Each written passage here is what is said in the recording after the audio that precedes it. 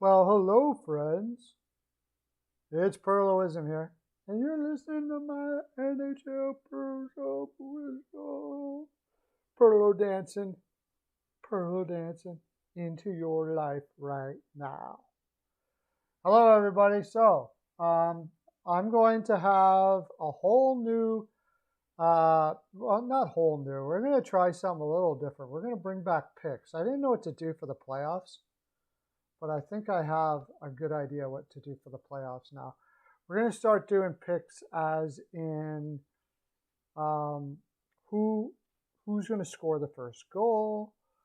What's the score going to be between periods? Maybe I was hoping you guys could help it out. We'll do like we'll do picks like that, and also in the future here, I'm going to be looking at doing. I went over to Cap Friendly. I'm trying to figure out how I can do trades and change the players over so everybody can see what in the background. So somebody told me you could do it. I went and tried it just recently, and I'm having a little trouble with it. But for instance, I want to trade Jack Eichel, but they won't let you trade anybody who's on the injured reserve. So, or an unrestricted free agent. So that made it pretty difficult. Hi, whoever's in there. How are you doing today? Welcome to the live. Anyways, we're going to be doing stuff like that. We're going to be redoing picks again, like who's going to score first and all of those sort of things like that. I'm going to get you guys up on my phone so I can see you.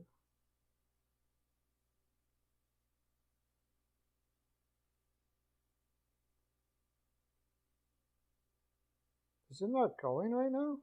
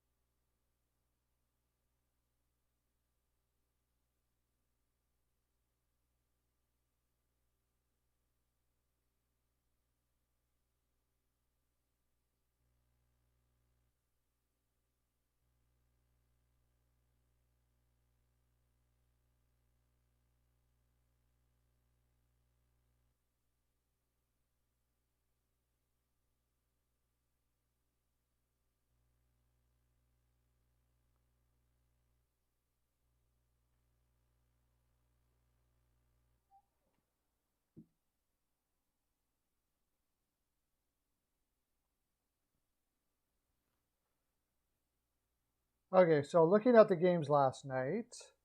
Okay, this is what we're going to do. Whoever just came in, I'm going to be asking you certain things about what's going to happen in the game. Like who's going to score the first goal, all of those sort of things like that. I'm going to start doing the picks things all over again. So when you come on next time, we'll have the fabulous prizes and all of those sort of things like that.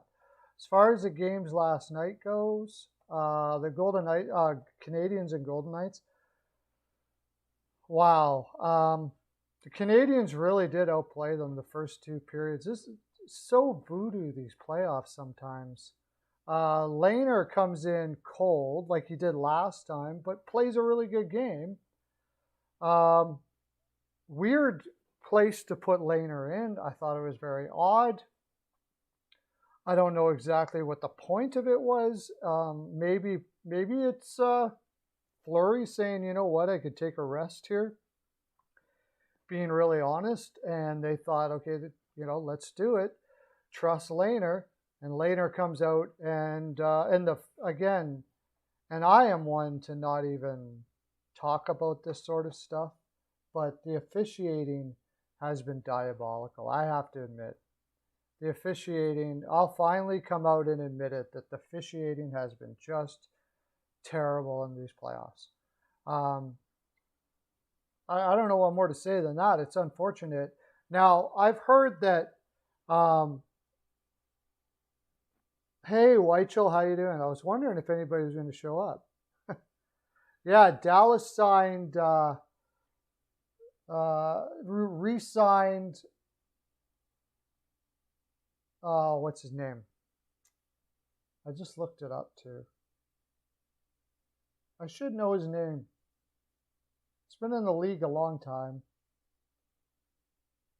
Blake Como. They signed Blake Como. Pretty good deal. $1 million for Blake Como is not bad.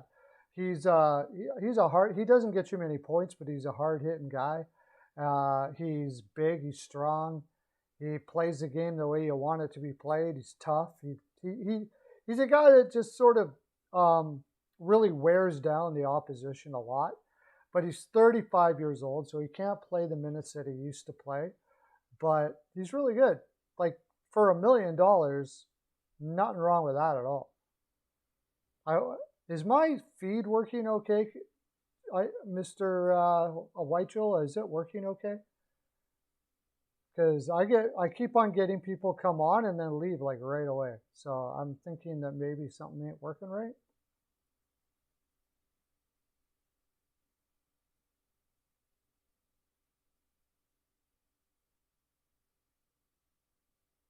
Are you still there, John?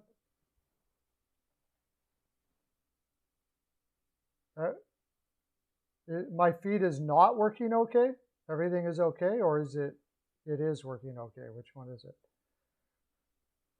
Just say it's working okay?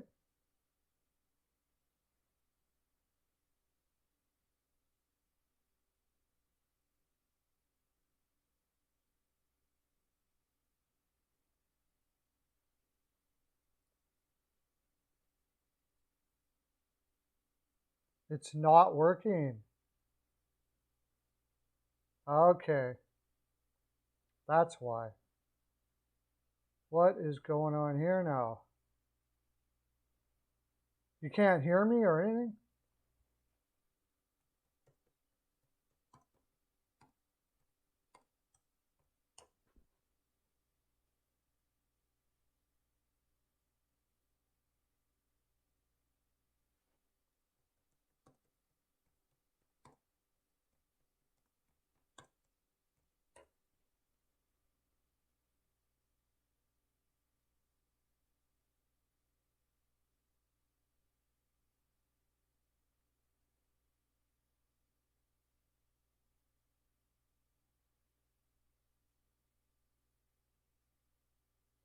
Okay, you can't hear me. Okay, why would that be? I don't know. Okay, how about that? Can you hear me now? Maybe my mic wasn't close enough. How about that? Can you hear me all right now?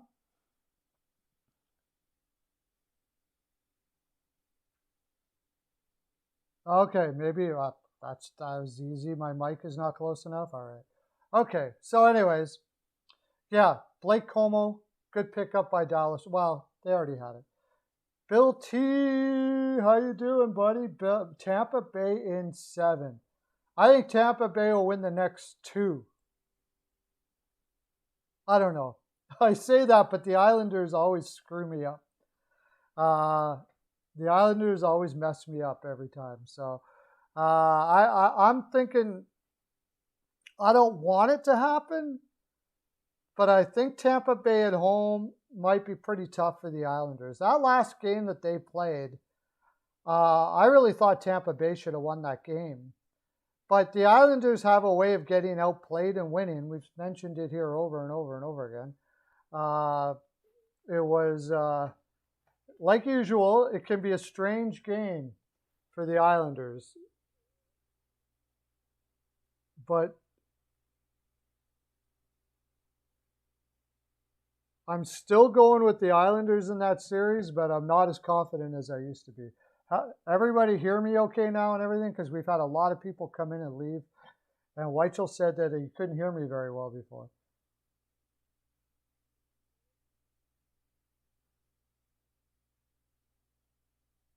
Yeah, I was just talking about that. It was a big surprise. I know Blake Coleman wants to go back to Tampa Bay, but I just can't see them affording him unless they get rid of a lot of contracts. It was a surprise that they put Lehner in. I can only imagine that they're going on. Fleury maybe is saying, like, you know what, it might be best I get a break here. get a rest. He is 30 some years old. If he's being, maybe he's just being completely honest, which is what they want. Tell us, if you're feeling tired at all, we'll put Lehner in because we got him here. So he'll probably come back now, and I think Vegas wins from here on in because of it. So I don't even know if it was a gamble, really. If Fleury really thought he could use the rest, then you got to do it. I don't think there's anything wrong with him. He's just an older goaltender. He's got a lot of years on him, man.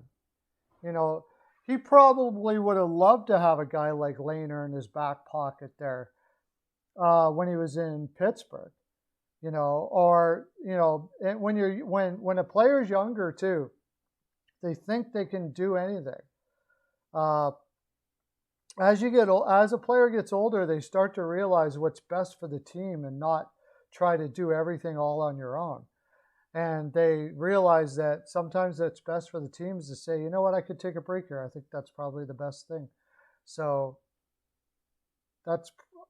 I'm just guessing here. I don't know because they're never going to tell you. But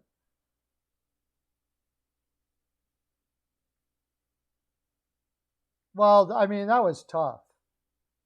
That was a big mistake. I doubt very much it had to do with that.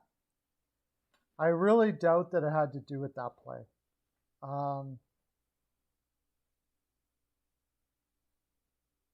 I would think that Tyler Johnson is gone this offseason.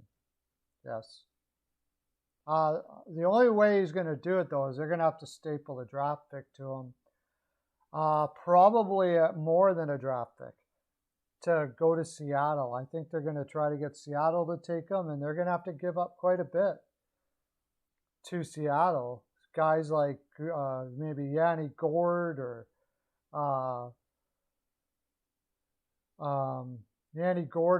Joseph or both and first or lots of stuff like that to get rid of Tyler Johnson because they already tried and they gave him away for free and nobody took him. So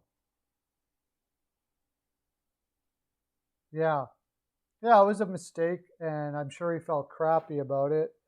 It may have something to do with it, like they thought maybe mentally he needed an extra day just to get back on track again or whatever. But I mean, I think it's more likely that they told Fleury beforehand, we got Lehner here. We got Lehner here. So if you're tired at all, which doesn't mean he's too tired or whatever you want to say, but we want our goaltenders to be strong and feeling fresh all the time. Tell us, and we'll put Lehner in. And that's what they did.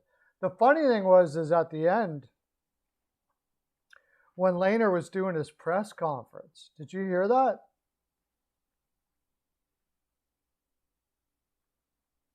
You're not getting enough cap room for that, though, I don't think, Whiteshield, to put Tyler Johnson in the AHL.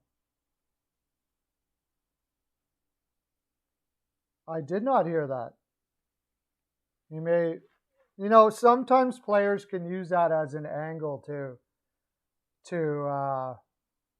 get more money. Sometimes they can say things like, "Oh, I'll just go back to the Czech Republic," or whatever. Basically, to tell the team, I got options here. I don't need, you don't give me the dollar value I want. I can go home. I can do whatever I want.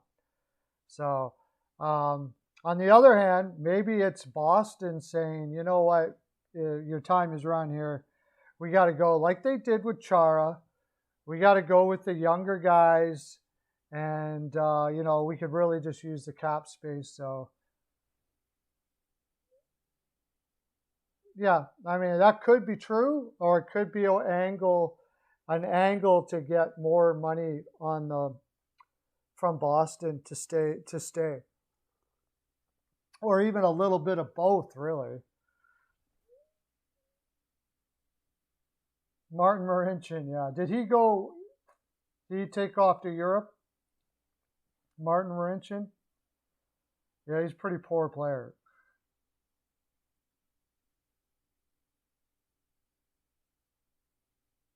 Yeah, yeah. That you don't want to. You don't have a very good defense if Martin Marinchin's playing in anywhere near your lineup for sure.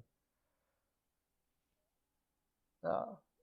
So I don't know. We'll see what happens with Krejci, but I mean, I'm sure he's made a lot of money, made quite a bit of money. He may just be deciding, you know what, it's time to go home.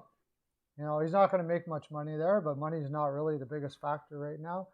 Could be family or whatever. Or again, he could be using it as an angle to get more money out of Boston to stay, and that's possible too. I really don't know what Boston's going to do in that situation. Um, I'm leaning that they're really looking at starting to rebuild now. I'm really leaning that way. Retool, as John said it on the stream last night.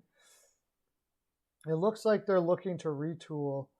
I guess you want to say so it's not a rip down rebuild, but if they lose that contract completely and they don't add another one on there, they can go on the market, see if they can add a younger player on the free agent market or through trade to play that second line center spot. Because, I mean, they let Krug go and they let Chara go and they ran with a really young defense, and we saw how that did in the playoffs. That wasn't great in the playoffs at all. Ruming that Seattle wants to go after Tuukka Rask. I doubt very much Tuukka Rask goes anywhere but Boston. But that could be just lip service too. He could be just saying that for contract reasons, and as it after, like, if they do go after Tuukka Rask in Seattle, then that would really be sounding the bell that they're going to go Vegas route. They're going to go for a lot of players. They're going to try to win now.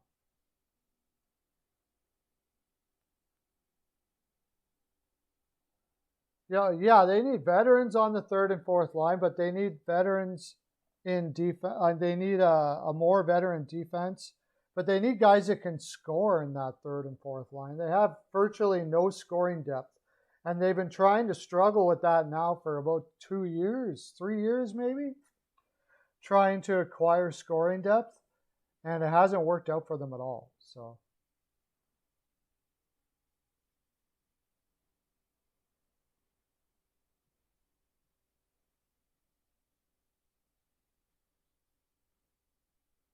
I'm going to change my title here to see if we can draw a few people.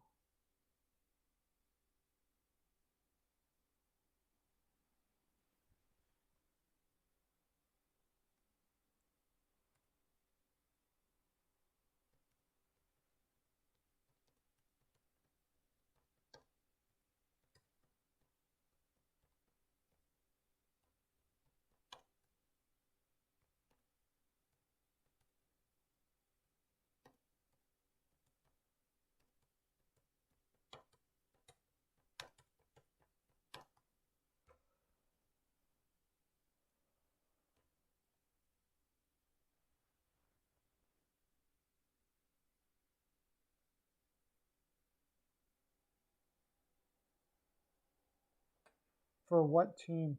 On stream for John. That town. Yeah, I was on. Yeah, last night. Oh, I am not on the stream for with John tonight. I'm on the stream on Thursday for the Vegas Montreal Canadiens game.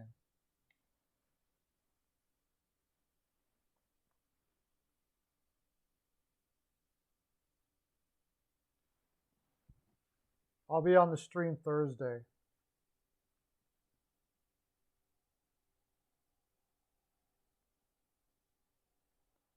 So on the second hour today, what we're going to do is we're going to do basically same as picks, but we're going to do like who's going to score the first goal, who's going to have the most shots, all that kind of stuff like that. And then we're going to see how we do. Yeah, that's what I think we're going to do on the second game. As far as the game tonight is concerned, oh no, I already did that. So the Islanders Tampa Bay game Was it just me, or did you guys think that Tampa Bay outplayed them in that Islanders game?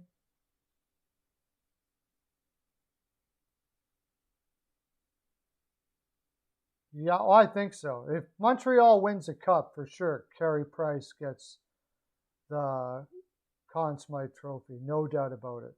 He's been insane. He has been insane.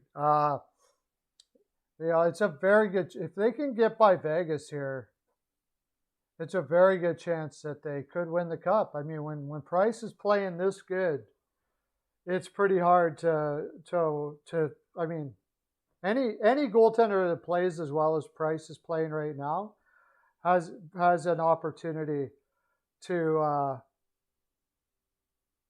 to win a cup. I mean, we saw it with Dominic Hasek.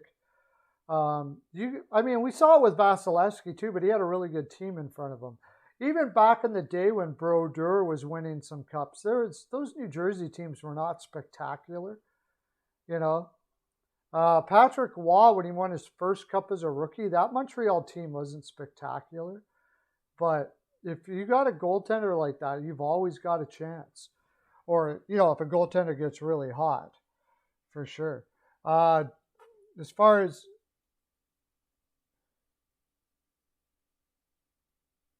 I don't know. He seems to think so. He says he has no symptoms, so that he's pretty sure that he'll come back before the 2 weeks. But I don't know how that works.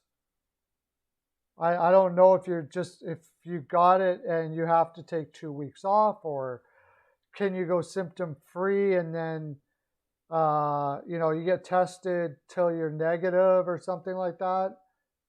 I'm not really sure how that works. By the way, John Weichel, he said Toronto's gonna have to do a rebuild. I don't see how they can do a rebuild. They were already rebuilding. I think they're just gonna keep on rolling and hope that cap goes up. That's really what their biggest problem is.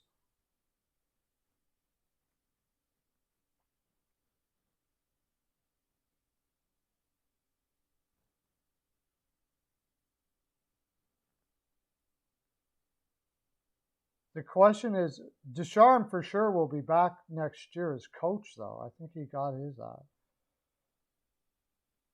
Yes, the Las Vegas GM does have it too. The Las Vegas general manager does have it too. It's amazing that people are still getting this all over the place. McKinnon or whatever his name is, yeah, he's got it too.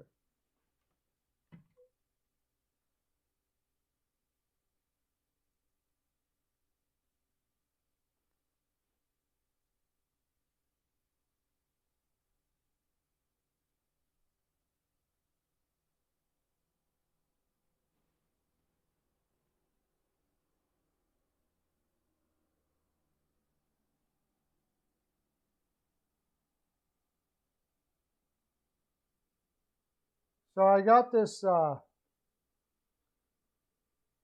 teams that need to make a bold trade. This is a 10 teams that need to make a bold trade in the offseason by Lyle Richardson, who writes for the Bleacher Report. Of course, the Buffalo Sabres. We know that.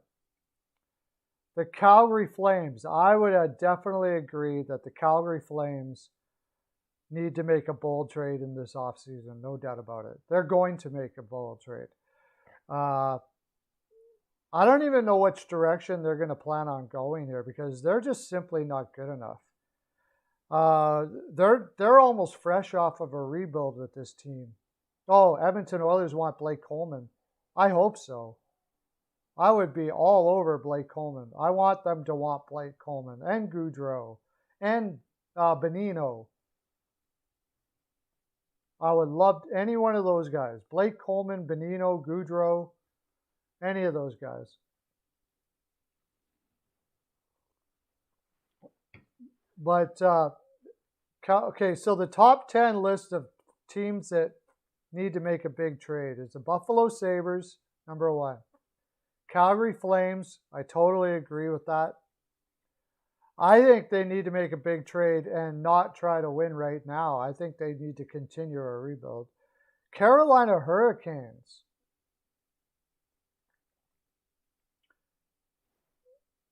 The Toronto Maple Leafs will be there for sure. I'm surprised it's not already there.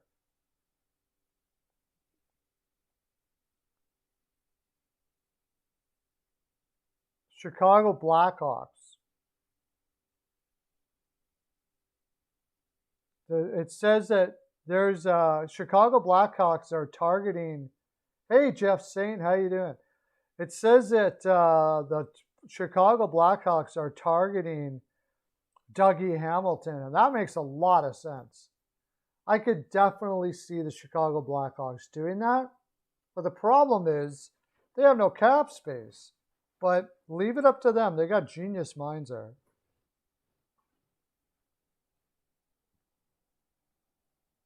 They, I think Chicago thinks they're further ahead than most people think. The problem again is those Taves contract and all that. Blake Coleman wants $6 million. Ouch!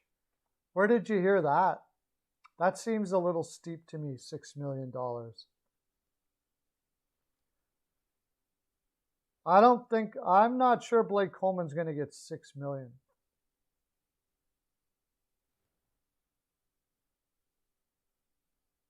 They have not resigned Taylor Hall yet. It's up in the air whether they're actually going to sign Taylor Hall, actually. But I really don't know which way Boston's going to go. They've turned to one of the most interesting teams in the offseason here. If they sign Taylor Hall,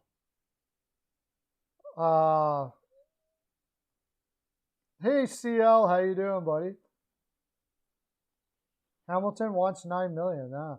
If they sign Taylor Hall, I would imagine it'd be a short-term deal, maybe 3 years tops, for like maybe $5 million. Very odd thing to do because they really need defense. If they sign Taylor Hall, then they got to go get defense too. They have to. What's the use of signing Taylor Hall and going into next year with all these kids on your defense that looked absolutely horrible this playoffs? You know, if they're going to sign Taylor Hall, they got to get more defense as well. They would definitely make the playoffs next year if they signed Taylor Hall, I would imagine.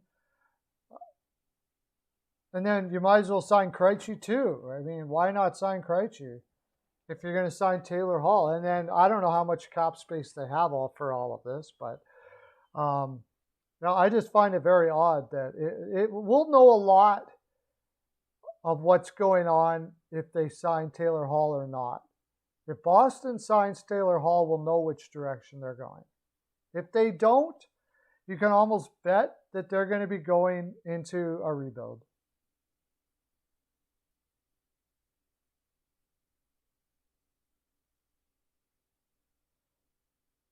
He wants to move down. He wants to go to the... There's a good example of a player who wants to maximize the amount of money they're going to make. He's talking about going to the KHL. He wants a long-term, big money contract, and I would be giving it to them. But if I'm his agent and him, I'm looking at what I did this year, and I'm like, I want at least $10 million a year. $10 million a year for 8 years if I'm going to sign a long-term contract.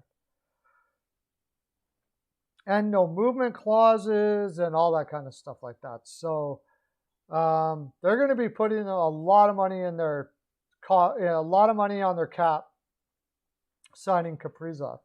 So if they try, and he's got all the leverage in the world here because, and he's pointing it out, if they start to screw around with him, he can just say, I'm going to the KHL where they'll probably pay him $10 million a year there. You know, he was already in the KHL for a long time. Find a new Crosby? Yoel Bedard. Bedard is the new Crosby, it looks like. But I don't think they're going to be able to get it. JT Brown retires and he goes into broadcasting for the Seattle Kraken. So that's pretty cool.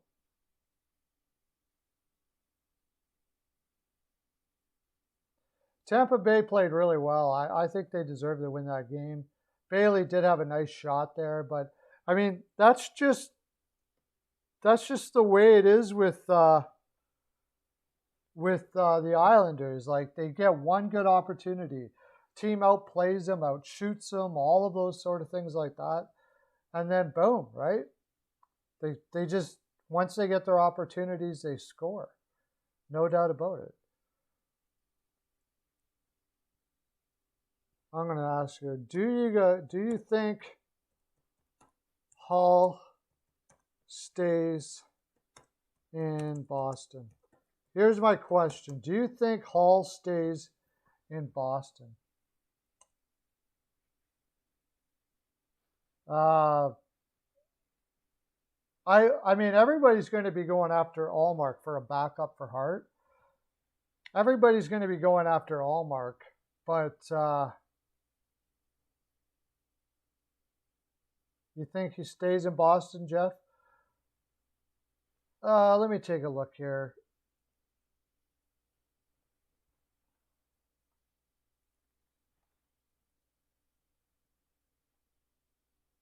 A backup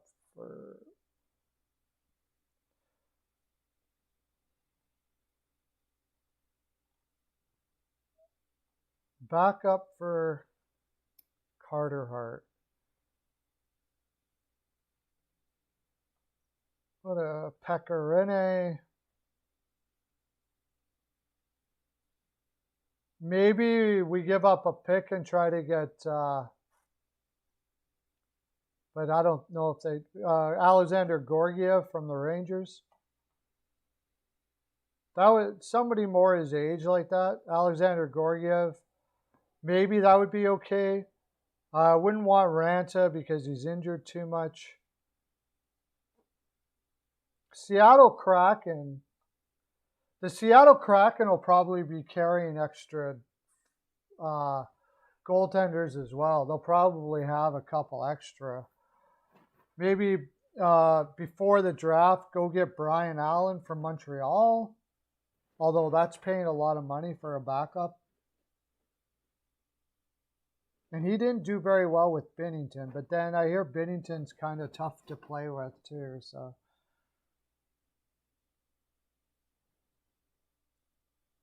No, I don't think they're going in a that means they're going in a rebuild if they don't sign Zach Hyman.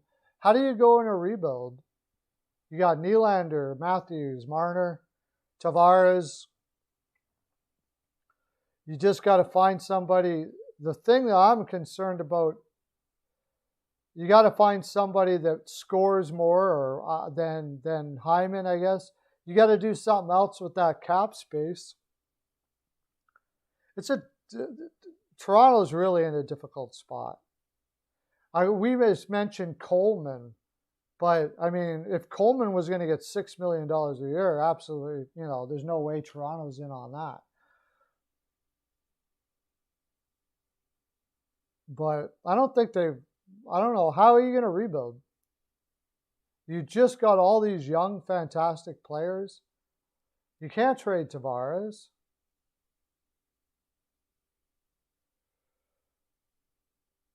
Yeah, I don't know how they like trade Marner. He's 24 years old. I mean, they're still kind of in a rebuild as it is, really. They haven't really finished the rebuild in Toronto. Toronto is basically the same now. I mean, still in a rebuild mode. They still got a lot of positions to fill there.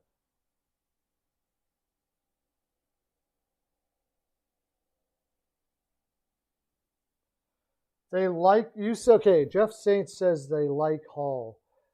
Yeah, but at what price? I mean, that's really going to be what it matters. And what exactly are you doing in Boston? Are you going to run with that same young defense again? I'm not sure you can trade Tavares. Basically, if you trade Tavares, you got to fire Dubas. You got to fire Dubas if you're going to trade Tavares. I mean, they begged, borrowed, and stealed him out of the island. It was they did everything they could. It's just so inhumane. It's so inhumane. It's not like it would destroy the room if they traded Tavares. And how would you ever bring another free agent there again? Because they pretty much begged on their knees for Tavares to come to Toronto. They sold him on every angle possible to come to Toronto. And then just trade him?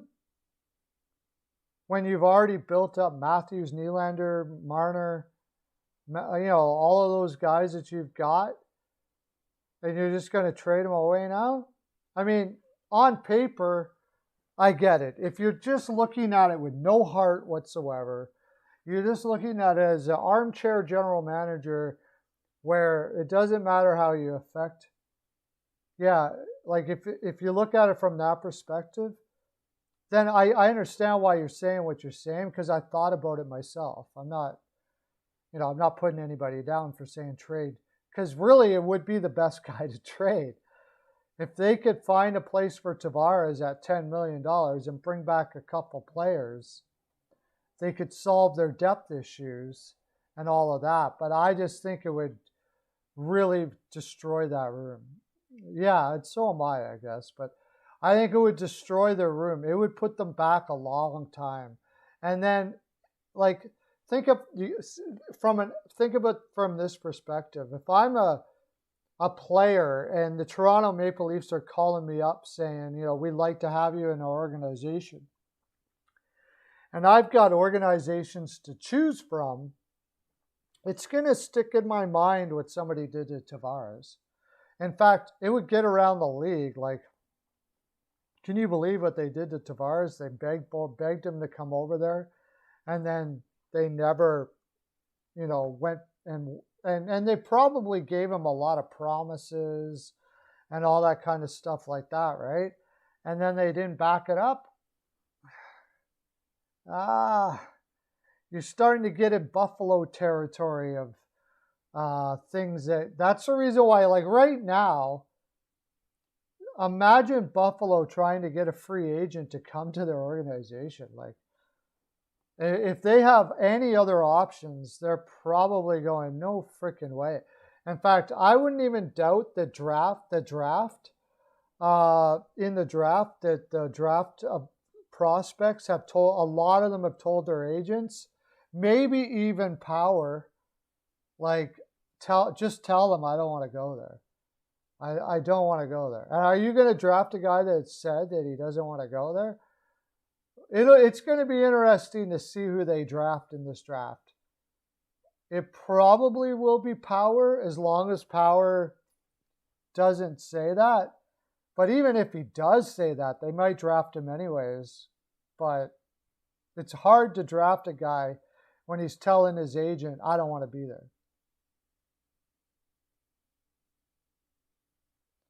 Well, I mean, they have no choice but to afford to keep him. And I know that, like, Lou Lamoriello, who was here before this, I'm sure he didn't he didn't think it was a good idea to sign Tavares to that contract. I'm sure of it. And same as the other guys, he's pretty hard-nosed when it comes to contracts. He doesn't do these player-friendly deals like they did with Marner and Matthews. Matthews, not so much, I guess, but Marner at almost $11 million was quite. I'm positive that Lamoriello would not have done that. No way. So the fact of the matter is, you did what you did, and you got what you got, and you just got to hope the cap can go up, and you can keep adding guys like Sandin. Step up real quick. You got some young guys there that you hope step up real quick, and I don't know. The only, like I mentioned it before, and I did some videos on it. The guy that I think you trade here is Marner. But I mean, only if they're going to trade Marner, like he's the 100 point winger that he is. You know, you're going to have to get a lot back for Marner to make that trade. Yeah, he's a fantastic player.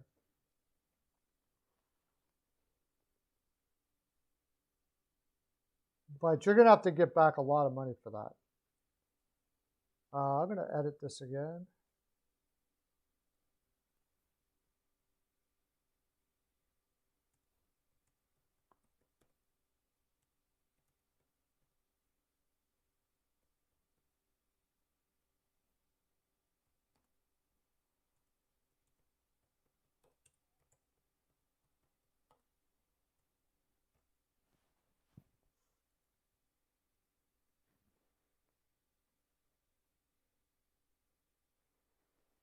I think it's Talkit. I think Talkit's going to be in Seattle.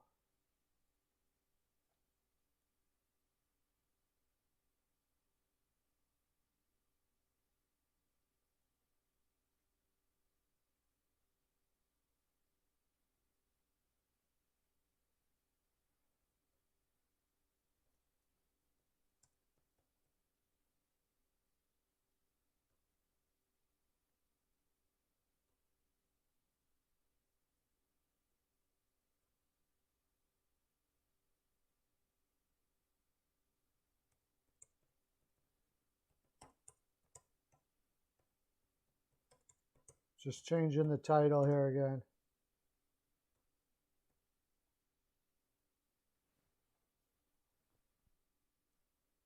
I think it's going to be Talkit.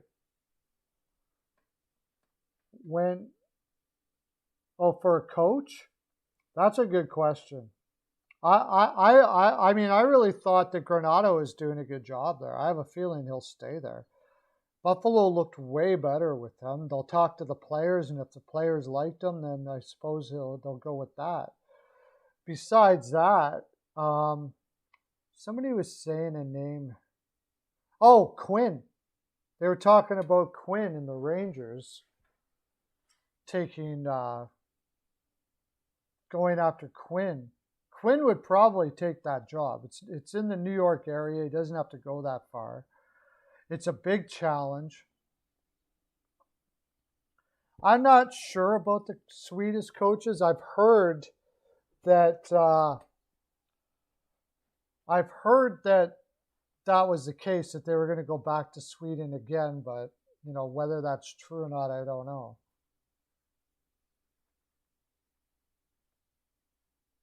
I'm not sure what Swedish coaches or what European coaches would be good. I only knew Ralph Kruger when they hired him. I mean, there's guys like Hartley who's over there in Europe. Maybe they might look at some of the guys that went over there. Briere, is he coaching now? Briere, Sia? Yeah, I mean, try another guy from Europe after you just had what happened. I don't know. If you're really sold on a guy, you're sold on a guy. I'm sure there's some great coaches in Europe that could try their hand here. It would help out, especially if you're going to build a European heavy team. Most of the time, coaches that coach in Europe know multiple languages and stuff like that. So, there could be a lot of benefit to that.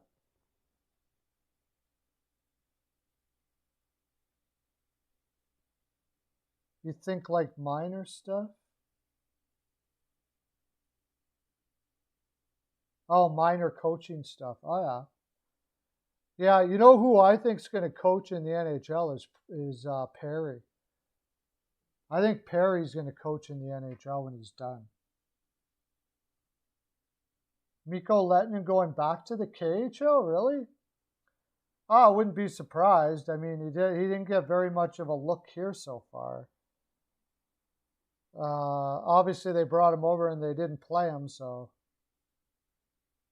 Dan Girardi is coaching. Austin Snell, welcome to the live, buddy. Thank you for coming in, my friend. Dan Girardi, is that for coaching, Austin? You guys stick around for the next break because we're going to do a whole lot of picks. And I think I'm going to have a weekly winner. So it's going to be fun. We're going to try to do like a weekly winner. I love Perry too. He's one of my faves. But we're going to do picks like who's going to score the first goal, who's going to have the most shots, stuff like that. So he's already a coach, assistant coach in Buffalo. Okay. I think Dan Girardi has probably been, hasn't really had much chance to coach a lot yet, though. I don't know if that would be the best play right now. I think that it'd be better for them to have a more experienced coach, but you could be, I mean, I'm not there. So sometimes a guy just blows you away and you go, you know, we don't want to lose this guy. So let's give him a shot. You know, that's very possible. Sometimes you just got a coach that you know, like if we don't get this guy head coach right away, and maybe Girardi is one of those guys. I mean, Girardi played a type of game that and did a lot with his skill set that you know played a lot better than his skill set suggested. Let's put it that way. Very intelligent player. Great shot blocker, one of the best shot blockers of all time. It doesn't surprise me that he's coaching for sure. Maybe they think he's ready already. It's very surprising that, you know, Girardi hasn't even been out of the league all that long yet. So I'm thinking they would rather keep him on as an assistant and maybe, you know, keep on getting groomed before being thrown to the wolves, especially right now.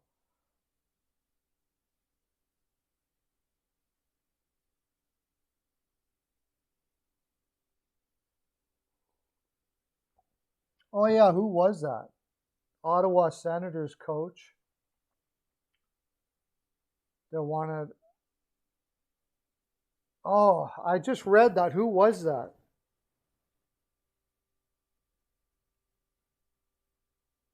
Let me look that up here.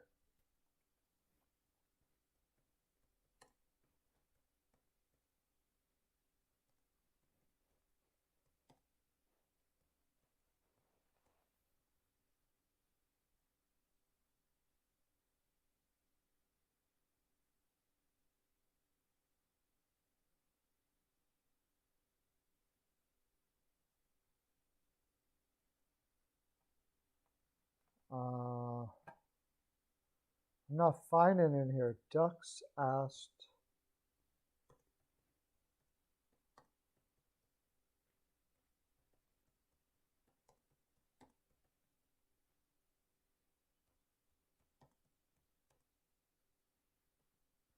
Try that.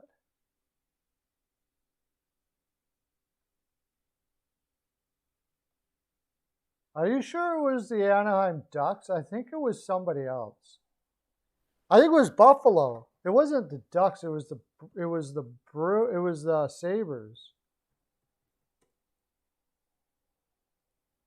I think it was the Sabres now that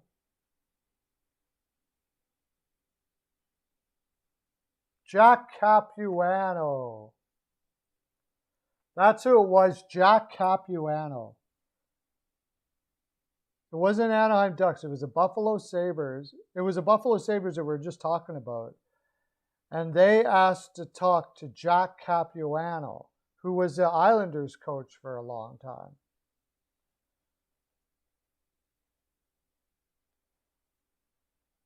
But Seattle Kraken head coach, I think, is Rick Tocchet for sure. Tocchet and Francis played together in Pittsburgh. Francis has always wanted to build his team in a very defensive way, much like the Islanders play with Barry Trotz. Rick Tocchet played a very defensive system with the Coyotes. It just all makes sense to me that Rick Tocchet would be the guy there for Seattle. I'll be very surprised if he's not the guy. He's on his third interview right now. But Jack Capuano is pretty interesting. He got a lot of flack when he was a coach of the Islanders, but they didn't have a very good team. So they asked him, and Ottawa said no. See, isn't that weird? See, a guy like Bill Dundon in Carolina would never say no to that. I just don't know why you would stop a person from moving on in their career. All right, I already have my vaccine. You'll be fine, Jeff. Thanks for coming in, my friend.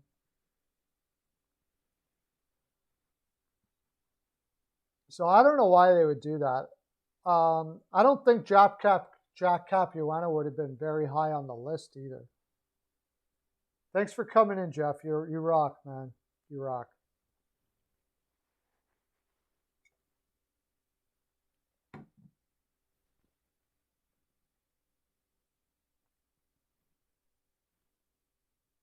So I think in this last 10 minutes, I'll do like a video. What's the time at? 51. A little 9-minute video. Okay, what am I going to talk about? What are we going to talk about? I want to talk about it. I'm going to do like a 9-minute video here. We've got Seattle Kraken coach, trade Marner, Leafs rebuild, Buffalo Sabres head coach,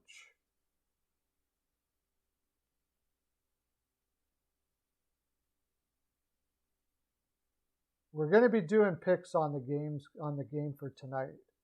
We're going to be picking who's going to score first, of course, what's the score of the game going to be, and all of those sort of things like that.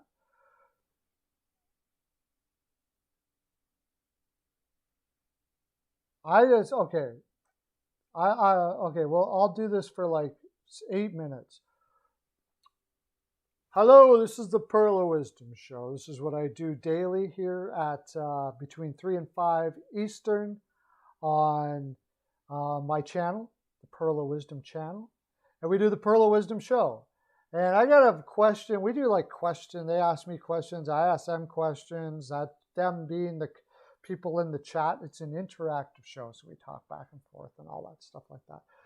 And John Weichel is asking, should the Leafs rebuild?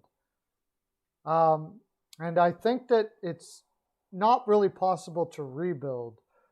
But for me anyways, I think trading one of their big 4 or 5 has got to happen here now. It's unfortunate that it's had to happen this way. But when Dubas made this plan,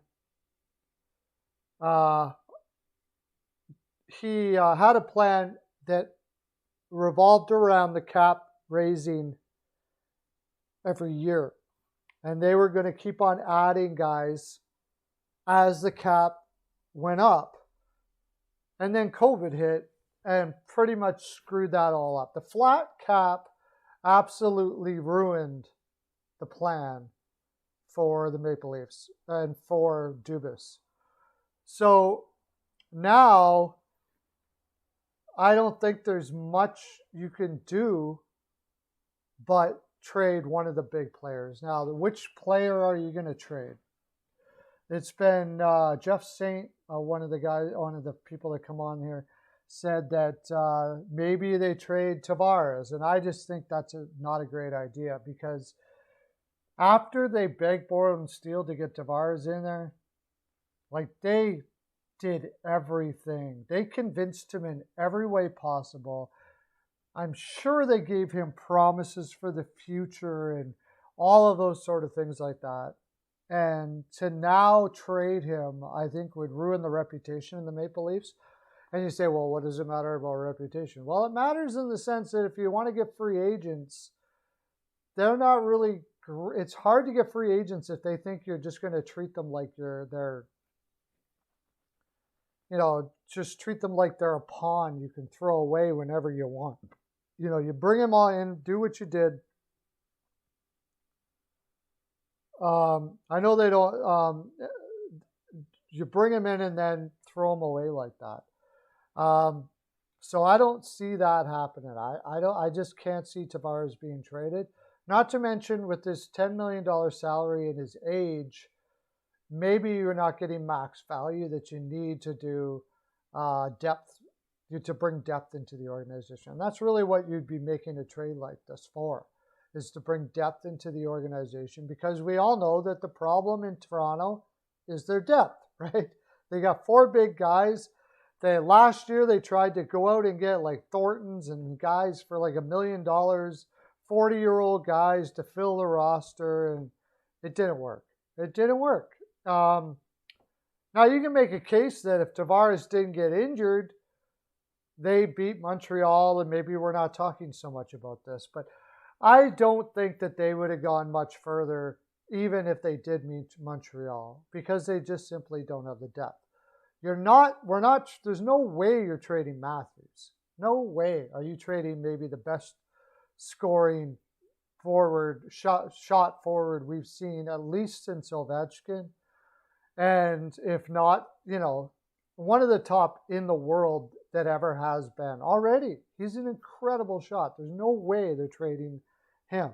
Nylander's on a beautiful contract right now at $6-7 million.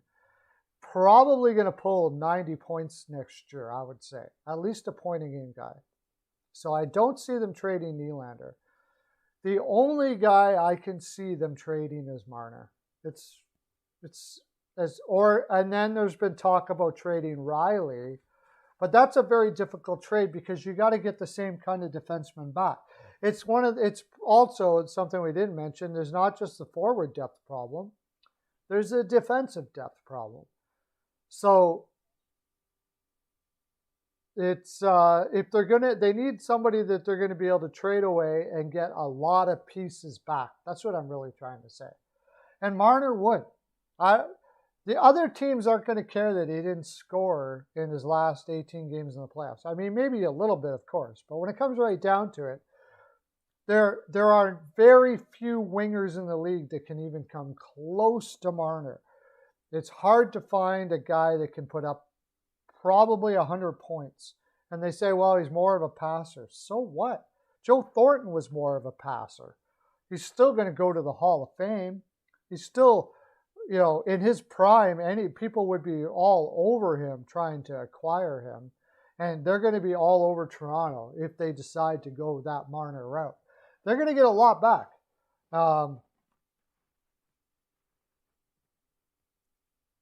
If they trade Riley, they got to get a defenseman as good as Riley back, and that's just not likely. If they trade Marner, they could go to say St. Louis, they could go to Columbus and trade, and they don't need to get a center back. That's the huge thing here. They don't have to get a center back. So they could go and get Jones, maybe, and then, a whole bunch like Tessier, guys that are ready to play right now. Tessier, that are not too expensive, because you're trading Marner. You got $11 million. Jones is probably going to get $8 to $9 million in a contract. So, that doesn't leave you all that much. But I'm just spitballing here some of the teams that could pick up a guy like Marner. I think Detroit would be interested, although that's in the division, so it might be a difficult trade. There's going to be a lineup of teams, and I would say you try to get players that are ready to play right now back. Why would you say Seth Jones does? He's from Texas, so maybe he doesn't. But he doesn't have a no-trade clause, so he doesn't have much of a... I guess he doesn't have a no-trade clause. The problem with Seth Jones, of course, is you got to know if you're going to re-sign him if you're going to make that trade. So that would be the difficult thing there. You got to know if you're going to re-sign him if you make that trade. But you know what? At the break, we'll continue with this Marner trade. We'll continue with this Marner trade when I come back a little bit before we get into the game and the picks and all that stuff like that. I'll take a look at Cap Friendly and see if we can find a couple teams that are in a position where they're ready. They're ripe and ready right now to start improving and have a good pool of players that are ready to play right now, and a defenseman that they can give back Toronto, so Toronto has more depth. Off the top of my head, I'm going to probably go back to the team that looks most likely for Eichel, and that would be the LA Kings. But we'll see when we come back, and we'll do our picks and all of those sort of things like that when I come back as well. Okay, let me get out the doggies. It's doggy time.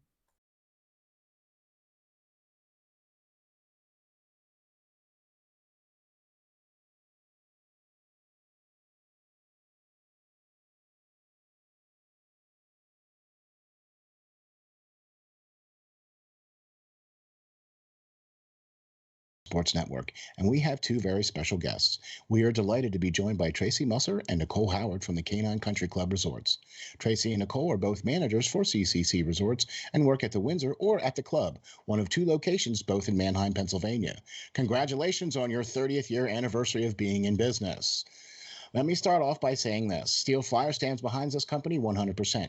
Taken care of Steel Flyer's furry friend for the last 2 years now, and they are a one-stop shop for everything your furry friend needs. In fact, let's find out what our friends at CCC Resorts offer. Nicole, how are you today? Good. How are you?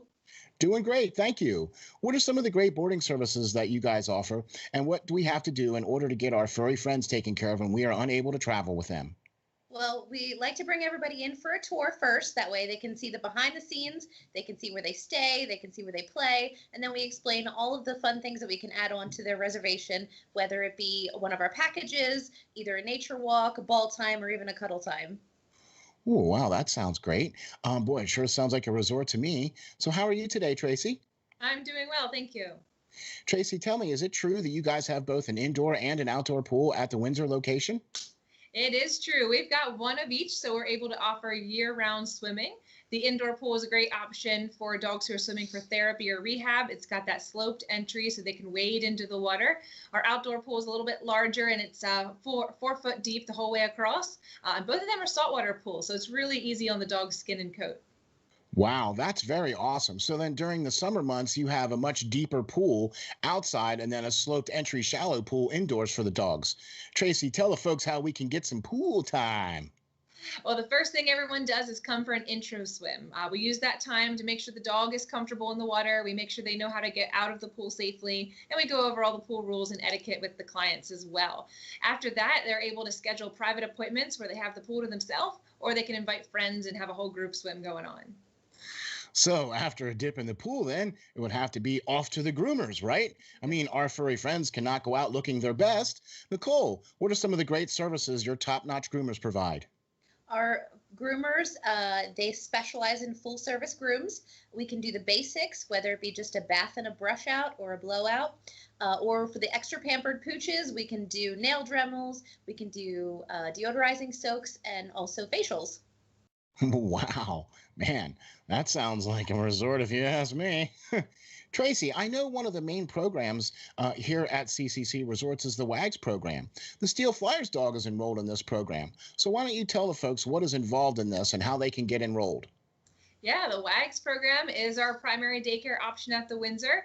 It's designed to be a structured program for people who are looking for a set routine for their dog. They all come on the same days each week, which allows them to have set friends, and we know exactly what's going on with each group. So we do a little bit more activities and we build more into their daily routine there. But we've got other daycare options as well for people looking for a little less commitment. We do an hourly care where you can drop them off and just pay by the hour. We also do a day stay option, which is great for the dogs that prefer human friends instead of making friends with other dogs. And then we have a traditional daycare option as well if you're looking for the occasional outing for your dog. Wow, there you have it. A full service groomer, a daycare program, and an indoor and outdoor pool. What more could you ask for? Sure seems like CCC Resorts has everything covered. Remember, DOG, depend on God.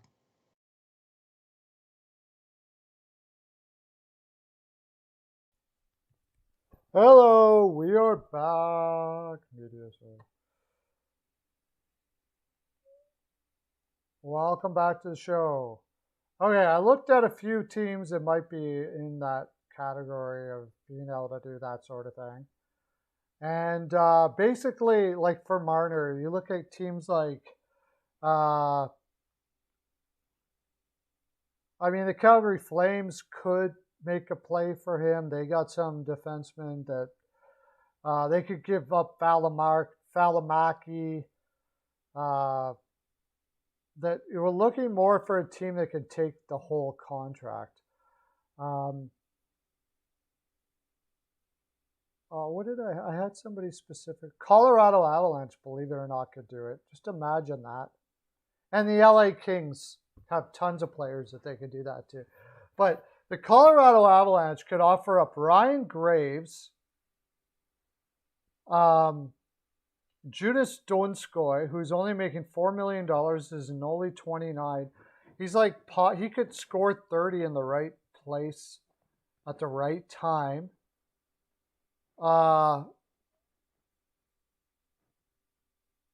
Like Tyson Jost and first round picks, Martin Kaut, who's 21 and probably ready right now. They could offer a ton. And just imagine what that would look like. They would have Burakovsky, McKinnon, Rantanen, Nichushkin, Kadri, Marner. Are you freaking kidding me? That would be insane. And then Alex Newhook is even coming up. That would be absolutely nuts. And Adam Graves, they're probably going to lose they're probably going to lose anyways. Evander Kane makes too much money. They can't trade for Evander Kane, unfortunately. He makes too much money. Isles big. Devondra said Isles big. Sorry, I just saw that. Do you think Isles are going to win big tonight, Devondra?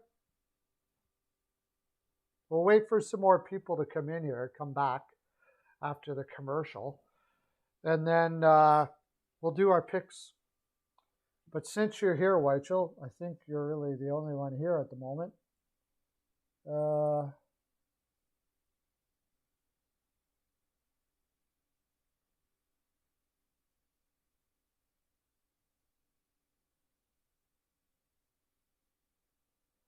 Why not? They could, I suppose. Why not? Why not? Why won't they win big? They could. I'll never put the Islanders. Who knows with the Islanders? I think it's going to be pretty tough against Tampa Bay at home first game though. Patrick waivers. Just let Marner go on waivers. Are you kidding me? Wow. Why would you say that, Patrick? Thanks for coming in, buddy, by the way. Patrick Hamos. Do you think they should just not bring anything back at all? Sorry, yeah, Weichel, I can't see them trading for Evander Kane. Maybe if they traded Marner, but Evander Kane's making a lot of money.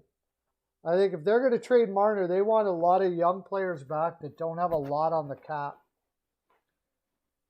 I think that's what the direction they would go. Are you just very unhappy with Marner, Patrick Hamos or Hamos? I think it's possible the Senators can make the playoffs next year. I don't know. I think they might be a little green yet.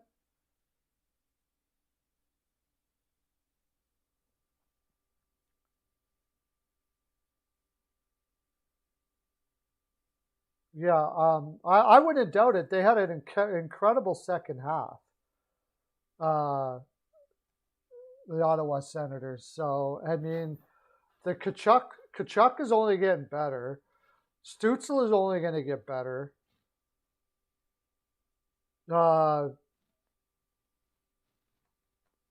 Why his name's not coming to my head today? Let's look at the Ottawa Senators. I could even see them adding in the offseason. Because the owner, Melnick, said that he said they were going to make the playoffs last year, and we all laughed. But and they didn't, but they had a phenomenal second half. If they can keep up that going in an 82-game schedule like that, who knows? Alex Formanton, Shane Pinto looked really good. Joshua Norris is another year older. He's 23 years old. He put up some good numbers last year. Artem Zub looks really good. Bernard Docker was looking good. Brandstrom will be another year. Victor Mete was a nice acquisition. It's really going to come down to Matt Murray, I think, and that Gustafsson kid, who I think that is going to take Matt Murray's job. So, but could they make the playoffs? I would not be surprised, actually, if they made the playoffs. Josh Norris is only going to get better, yeah, for sure, no doubt about it. Okay, so what we're going to do is we're going to look at tonight's games, and I'm going to ask you guys a bunch of questions, and then you're going to tell me,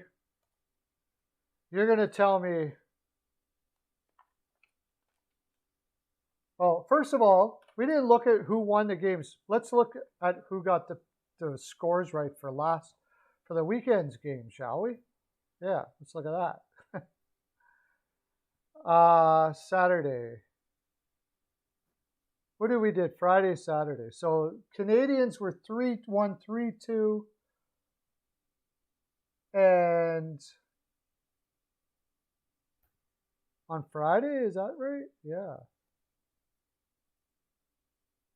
Nobody had the Canadians 3-2. They had 4-3 Habs, and CL had 2-0 Habs. And then Saturday, the Islanders won 3-2. And Peyton got it bang on. Peyton nailed it. Woo! Let's get some hype in the chat. For Peyton got it right. All right. Now we're going to go to Monday's game, the Islanders versus the Lightning. The Islanders will be the same goaltending, Vasilevsky. The Islanders are back in Tampa. How long is that flight from Long Island?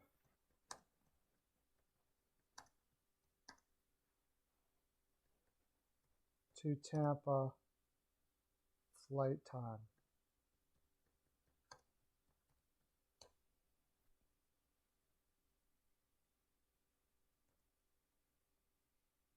Two hours and 55 minutes. Not that bad. Not that bad. So, first we're going to do the pick. And then we're going to do a whole bunch of other picks, and we'll see. So, what do we got? Drake Batherson. I forgot about Drake Batherson. He must have been on the injured reserve. I didn't notice him right there. Yeah, like they're stacked, man.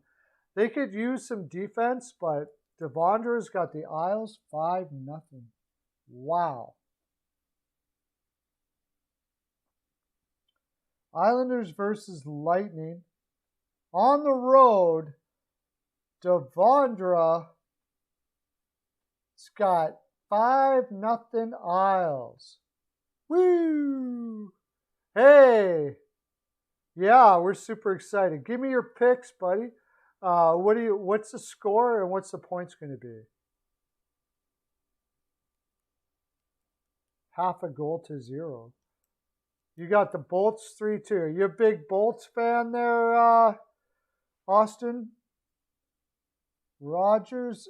You a big Bolts fan? Or you just like the game? Bolts. David Savard, that would be a good pick for the Ottawa Senators. He's from that area. He's from Quebec. It's not far from Ottawa. Lauren, how you doing, Lauren? Thanks for coming in, man. Everybody get some hype in the chat for Lauren. We haven't seen him in a while. Weichel has 2-1 Isles. Weichel has 2-1 Isles. We haven't seen you in around we missed the whole, we were talking all kinds of stuff, Lauren. We were even talking, I think we were talking to some Carolina stuff as well today.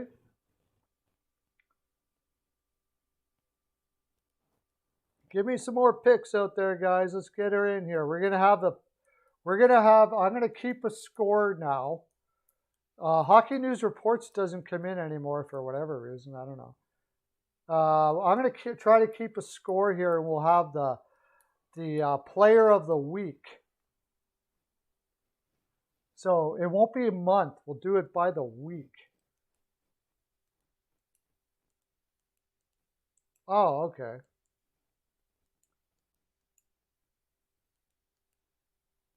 You're born and raised in Tampa Bay. Ah, cool.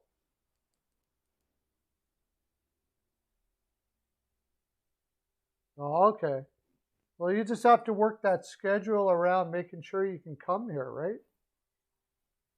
That's what I say. 1-0 Islanders. Why? How do you switch that like that? Why did you change that like that?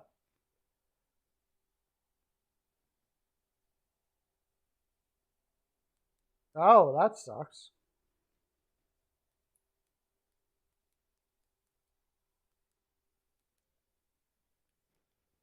Okay, so that's you're gonna get points for that. We got Devondra's got picks in, Rogers got picks in, Weichel's got picks in. I gotta do mine. Pearlo. I'm gonna say 3-1 Bolts. I got the Bolts 3-1. Oh, 0.5 goals, okay. Okay, well, first of all, now you're going to get points for those, and we're going to get bonus points, okay? We're going to get bonus points. So, Lightning, Islanders versus Lightning.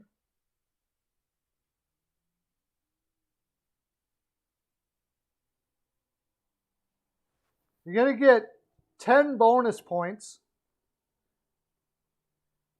if you can pick who scores the first goal of the game. Who scores the first goal of the game, you're going to get 10 bonus points. Yeah, I don't know. They're going to have trouble trading Zaitsev, I think. Especially since, I mean, he got booted out of Toronto. And then they seemed all happy in Ottawa. And now all of a sudden they want to trade him again. I don't think they're going to get much return.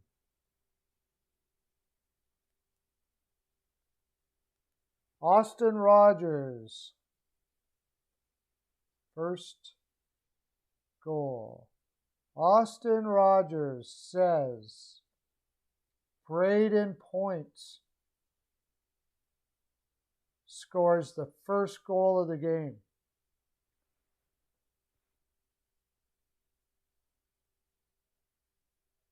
Devondra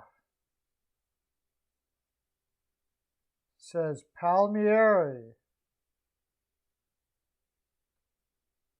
scores the first goal of the game for 10 points. Yeah, I mean, I think Tampa Bay's going to come out hardcore here. They got to be getting a little pissed off at this Islanders team. I think they're going to come out hard right out the get-go. They have to. They have to. They can't let Islanders get on them right away at home like this. I'm thinking that it's going to be a Tampa Bay Lightning player that does it. Okay, we can do that. But Weichel, you think that Bailey will score but who's going to score the first goal of the game? I'm not going to be on for John. I'm going to be on Thursday for the Montreal-Vegas game. Thursday night, I'm on John's, Austin Rogers.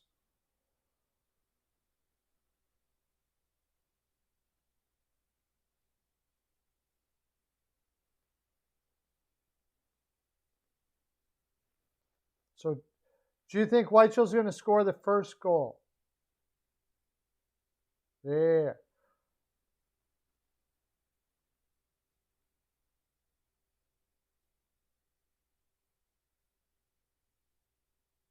Those Vegas, yeah, that was terrible, terrible officiating. I mean, and I am not one that likes to get on the refs too much. They got a tough job and all that kind of stuff, but the officiating in that series has been really bad. I have to admit it. Okay, Josh Bailey, John Weichel, Bailey gets the first goal.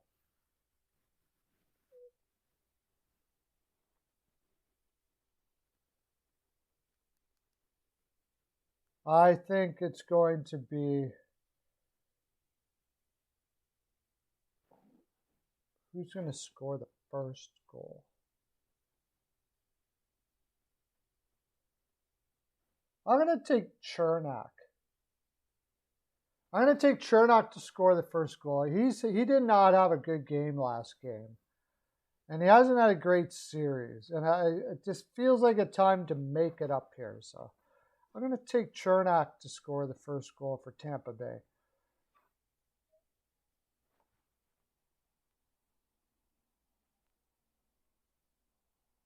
Now, who was it? Somebody would put when I did picks, my picks video. By the way, everybody go check out my picks video. I put it up this morning. It tells you that I give out the picks for today and tomorrow in that video. But one thing that he does is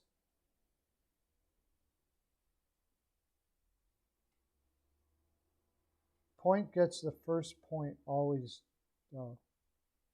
So Lawrence taking point again. We got 2 for Lawrence taking Braden point as well. This is for 10 points. And then you can be the winner for the week. And I don't know what we'll give for fabulous prizes there. But I'm gonna get back to this again. And then eventually as we pick up more sponsors, I'm going to be doing more sponsors. Hopefully we can get some prizes that we can send out to you guys. Okay. Yeah, in 6. So the Isles are going to win the next 2 games in 10. And what do you got for a score implicit for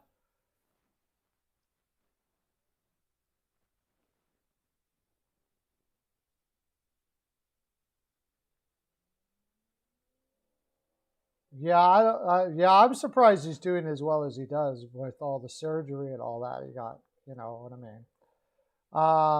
4-2 Islanders. Okay. Implicit's got 4-2 Isles. And who's going to score the first goal implicit? We're doing that too. And you can get 10 points for this. 10 points, Pearlo points. 10 Pearlo points for you. And I'm going to give you a Pearlo dance just because. By the way, do you guys have TikTok? I got a TikTok. You can find me on TikTok. And I just did a really cool thing with my daughter. Look up @PearloWisdom on TikTok and follow me there too. I also have a BPAL Picks one there too if you want to check that out. You think Palat's going to score the first goal, but Islanders are going to win 4-2. Very interesting, implicit.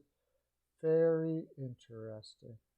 You don't like to do things like the normal way, do you, implicit? That's what I like about you. You go against the grain, don't you? Yes, you do. Okay, Palat. Oh, yeah, I always follow back, dude. You follow me, I'll follow you back. Always, always, always, always. It's @PearloWisdom, or you can go @BPALPicks. @BPALPicks, I give sporting picks sometimes. But PearloWisdom is I got about 4,071 followers. And I always follow back. Yeah, go follow me on that. @PearloWisdom on TikTok. I just did a really cool video with my daughter for Father's Day. It's funny. I think you'd want to see it. How much cap does the Ottawa Senators have? Okay, let's check that out. First of all, let me edit the title here.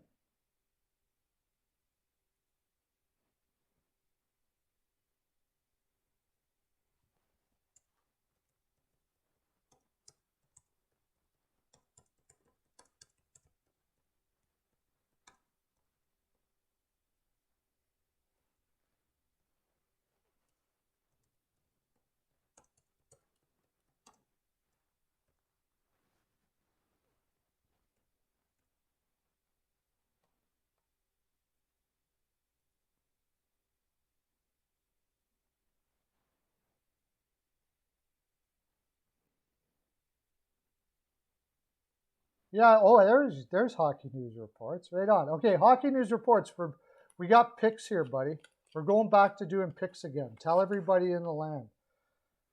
I'll watch your score first, hockey news reports, and then I'm going to look at Ottawa. Don't go away there, Mr. Weichel. We're going to look at how much cap space the Ottawa Senators have. But hockey news reports, let's get some hype in the chat for hockey news reports back in the house.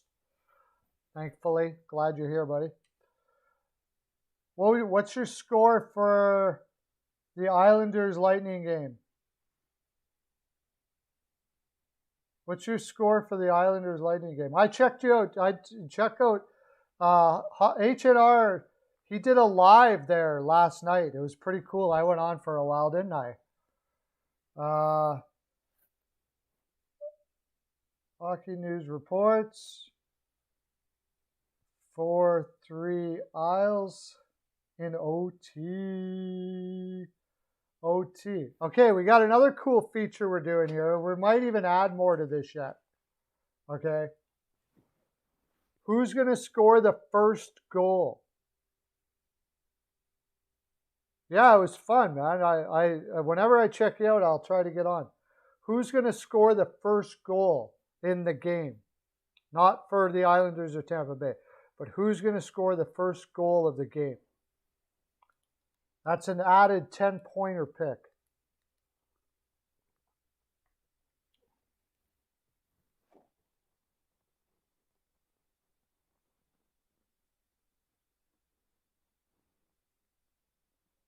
Yeah, who's going to score the first goal of the game? And then I got to get over, I got to get over it and see. Ooh.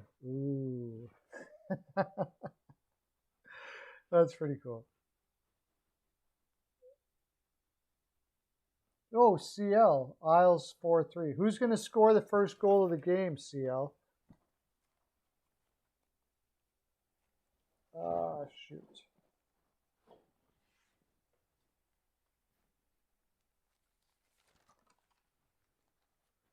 CL.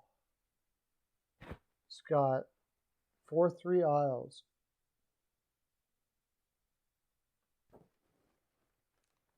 Oh my gosh, we got 3 people picking points. CL. Point, another point. Oh, we got another Palmieri. Palmieri.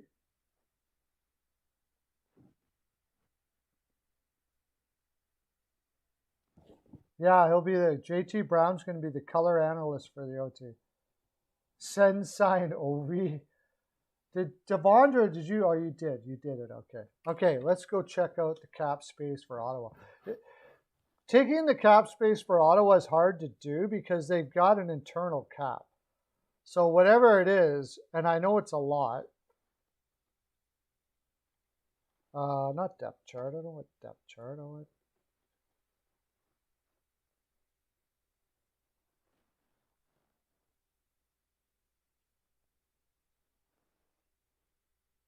It says they have $41 million in cap space. They have to sign, well, they might want to sign Ryan Dzingel. Michael Amadio.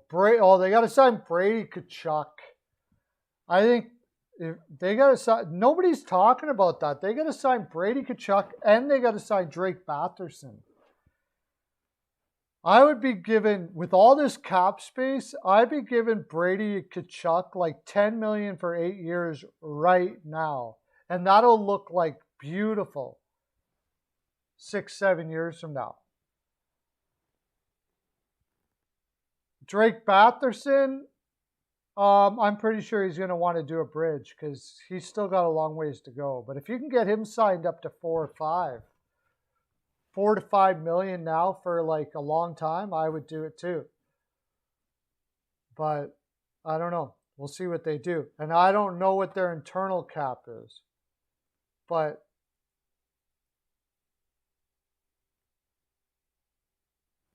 where's my lot?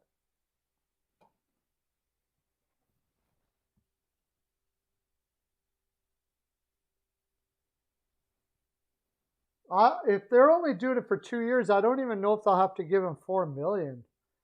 He doesn't really have much. If it's for 2 years, they could probably get away with $3 million, maybe not. But $7 million times 4, yeah, that would be a good bridge. Where would that push him to? Give me some more of those. Those are fun. Kachuk and Batherson. What do you guys think he's going to sign for?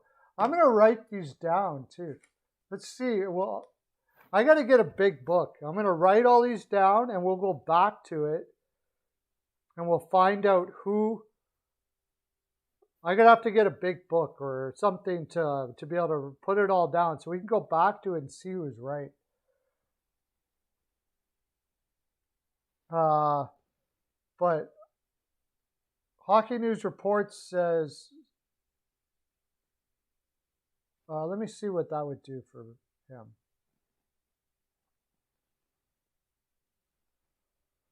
Brady Kachuk's 21. You said 4 years?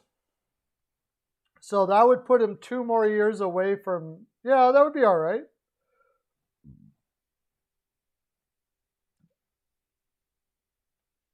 Four years for 7 on a bridge.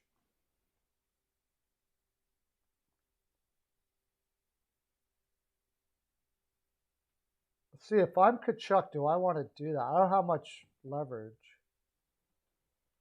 The only thing is I do have, they would have,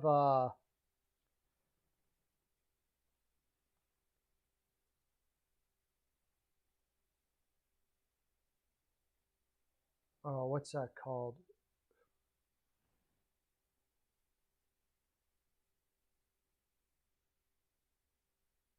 Arbitration. You're buying out some of his arbitration. Really, I would just give him $10 million for 8. I would just give him $10 million for 8 years, honestly. Just get it over with right now. Yeah, I'd give him the full $10 million right now if he's willing to take 10. That would be the difficult part. I mean, I like to look at it like, what would I do if I were them? If you were going to give me $10 million and I'm Kachuk, am I going to be happy with that, or am I going to reach and try to get closer? I think $10 million would probably be okay. If I'm Batherson, I don't want an 8-year contract because in his market right now, he's probably, he really only had 1 good year so far. So, you know, they would probably be like $5 million or something like that for 8 years. By the time that 6, 7, 8 years go, if you're improving like that, you're going to be selling yourself kind of short, I think.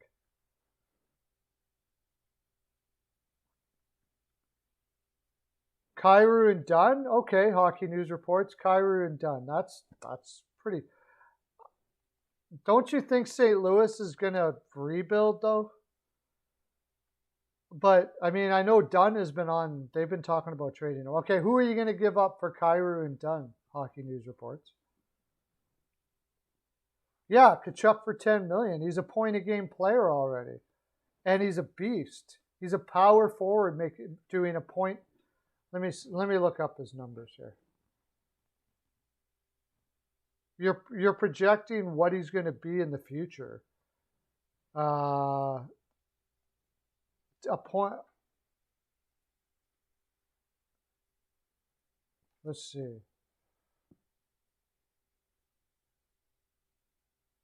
Brady Kachuk, he's 21 years old, and he got, okay, he's not a point a game player. He got 36 points in 56 games last year.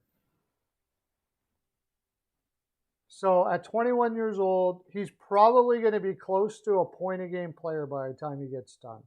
You're projecting a point a game player. If you can get him for 8 right now, because I thought he had a point a game already. I'm actually really surprised he doesn't. If you can get him for $8 million right now for 8 years, I would do it in a heartbeat. I think 10 might be a little rich. You might be right. I thought he had more points than that. But he's a beast.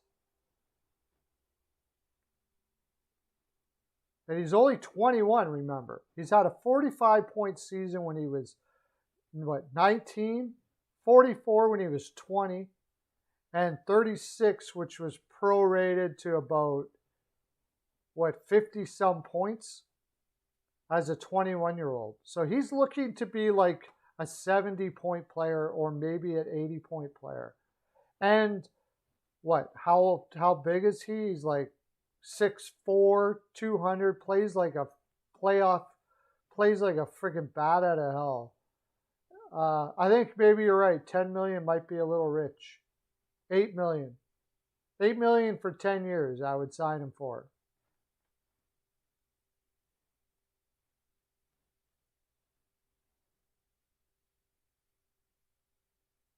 Yeah, you might be right. Maybe not. I think somewhere down in his career, he could be worth 10 million, though.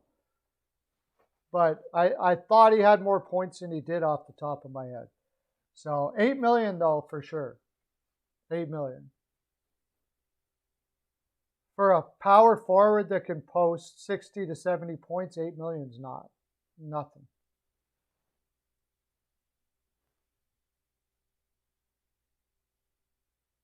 No, I wouldn't be trading Brady Kachuk. Matthew Kachuk, I wouldn't trade Matthew either. I would be very surprised that they're trading Matthew in Calgary. He's the kind of guy that they love there.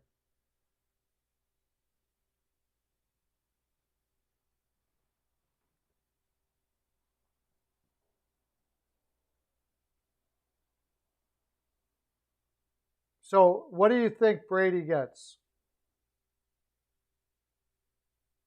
Batherson to get 8 years. I just can't, I don't think he would agree to 8 years unless you were going to overpay him on his projected, which is possible. I mean, you could give him 5.5 now, which he's only had one good year. And that would put him in the category of like the Eberles and guys like that. And, 8 years from now, even if he doesn't reach his maximum potential, that contract would still look good. The thing is if I'm Drake Batherson, I think I'll gamble more on myself and take a bridge. And then 3 years from now, you're posting up 50, 60 points. You're, second high-end second line right winger. You're looking at maybe $7 or $8 million a year. So you're throwing a lot of money possibly on away by signing an 8-year contract. And Ottawa doesn't like to give no movement clauses.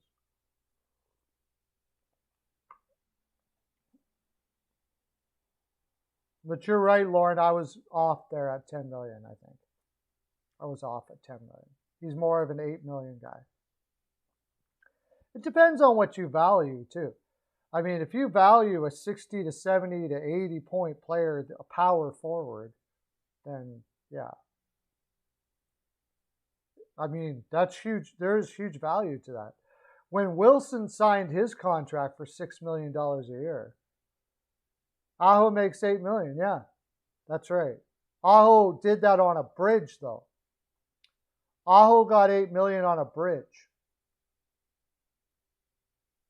If it was going to be, if they wanted to sign Aho up for 8 years and buy out some of his free agency, he would have been 9.5.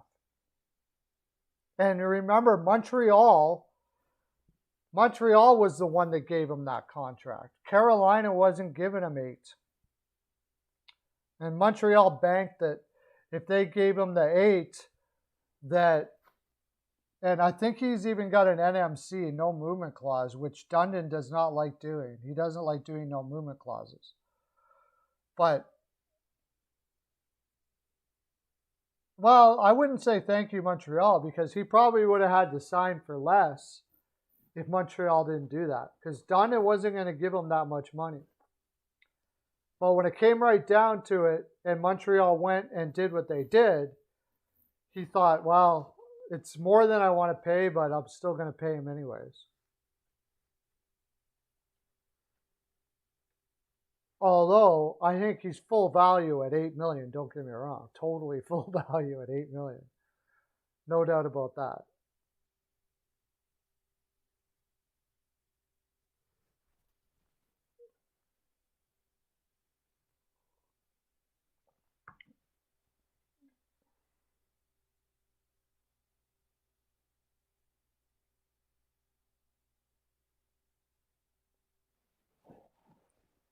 So what did you guys think of that video review? What was that video review?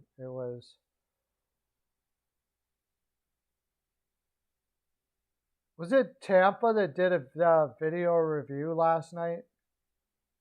No, what was that? It was Montreal versus, it was DeBoer, right? It was a terrible video review. What is it with these coaches doing awful video?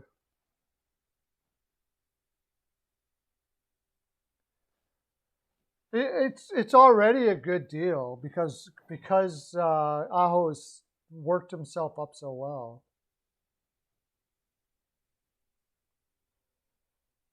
You know, but let's look at Carolina. Why not? Let's look at Carolina. Okay.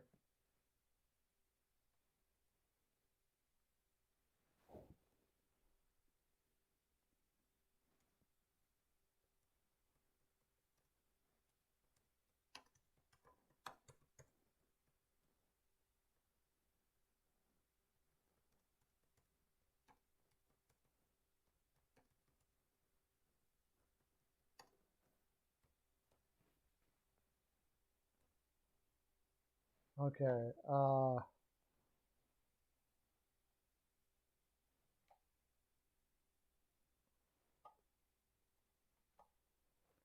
They've got some. I think that's the reason why Hamilton's not going to get signed too, because Carolina's got a lot of players to sign.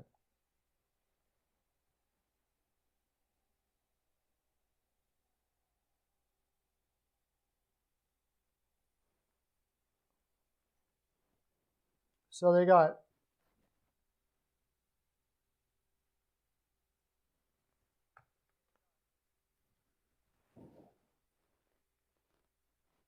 this year. They got Brock McGinn, who's probably gone on a free agent. I don't know if they're going to re-sign him again.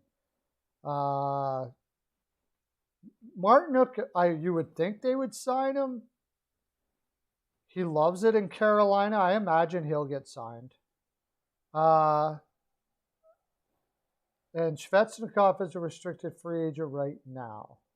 So Sebastian Aho is getting 8.5 for 3 more years, which puts him 23, 24, 25, 26, just before free agency. So the next contract, they're going to be buying out UFA years. So at 8.5, it's all right. It's good. You know, he's definitely worth $8.5 million, no doubt about that.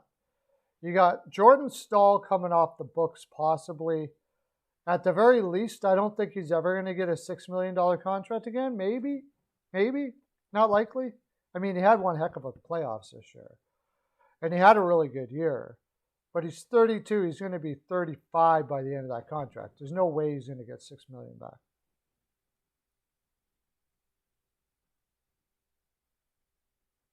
I don't think maybe the Blues. I don't know what the Blues are going to do right now. I have a feeling the Blues are kind of rebuilding, retooling, stuff like that. I'm not sure they want to give a contract like that. He wants $9 million. If they weren't going to give $9 million to Peter Angelo, I'm not sure they're going to give it to Hamilton now. Although Hamilton is younger, so it's possible, I suppose.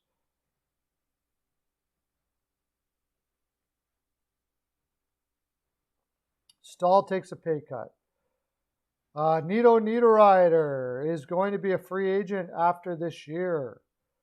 So they got to decide what they want to do with that. They got Teuvo Teravainen on a really nice contract for a couple more years.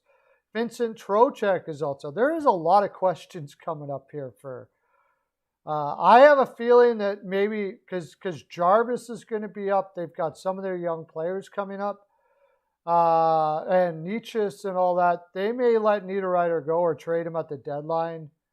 Not totally sure, but like Nietzsche is going to need a contract as well. But Svechnikov right now will probably get I imagine they'll go a bridge because he didn't have a great year. Unless they're going to sign him for again, $8 million for the next 8 years and he bites on that.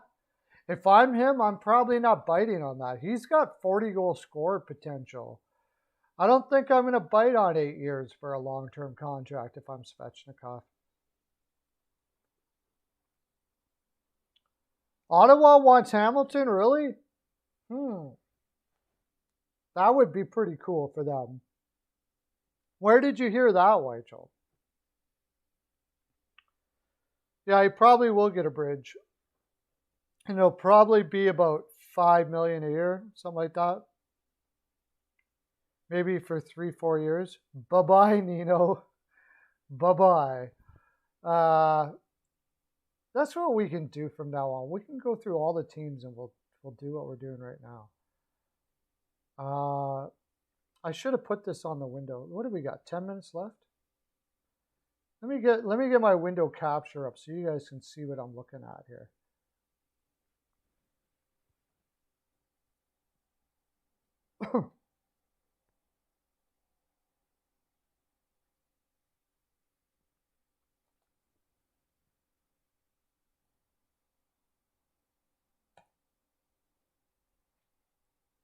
Okay, there we go.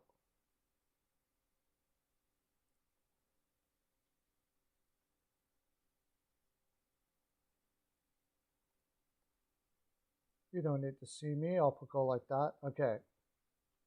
So they got to sign Jake Bean too. Hamilton's gone for $9 million. Okay. I think if he's going to get $9 million, he's probably gone. Now, though, what are the Hurricanes going to do to make up for that? Joey Keane? I mean, he's too young. They're going to have to go get a defenseman too. Now, all of a sudden, Carolina's out going to get a defenseman.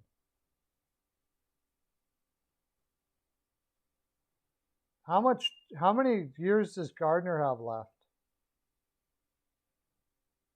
He's only got 1 more year left, though, so that's good. Yeah, it wasn't a good move. They need a righty, though. Who's Carolina going to get for a right-hander now? Jack Eichel to the Canadiens? Geez, that would take... I don't know if the Canadiens got enough to get him.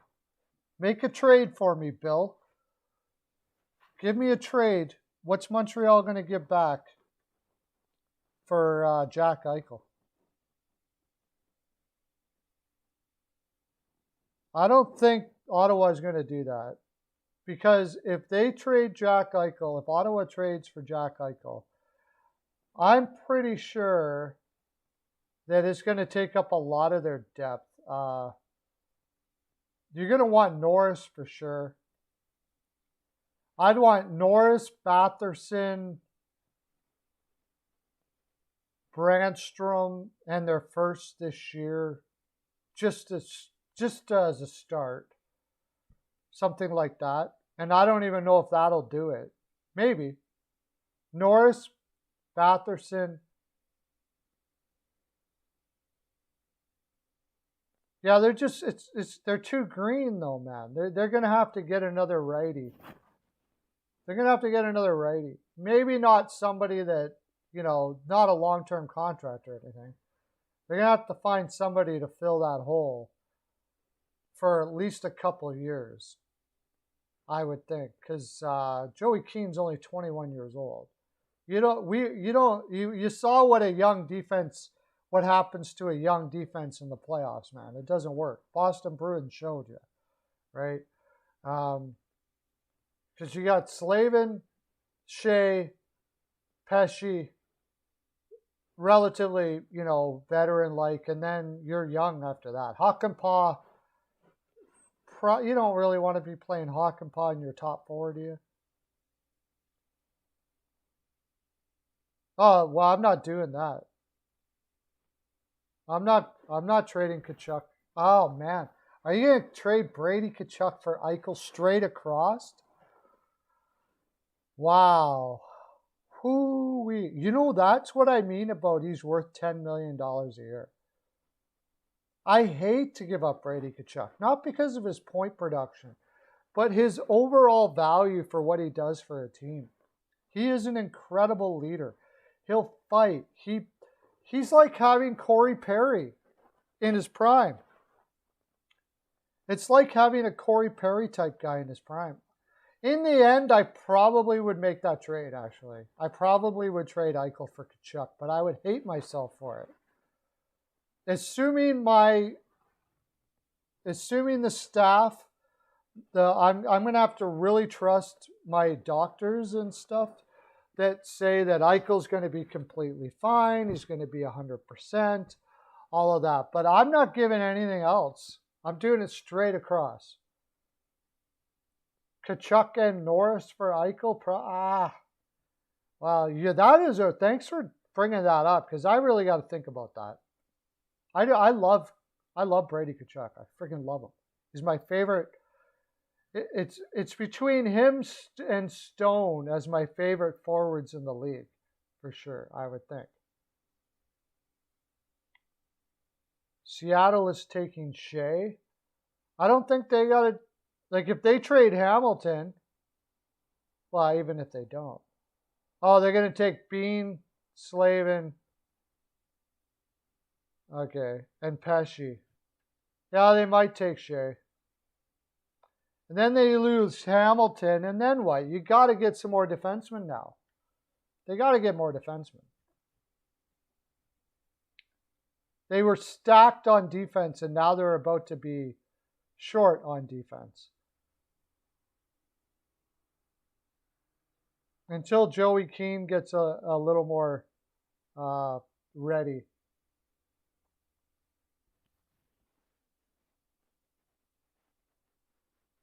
I wouldn't say they're for sure taking Brady Shea too, because if I'm Seattle, if there's anybody over $5 million and they're still there, so you could trade Shea before the draft, right?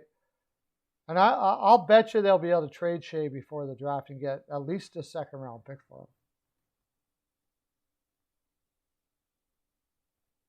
You're way too young though, Lauren.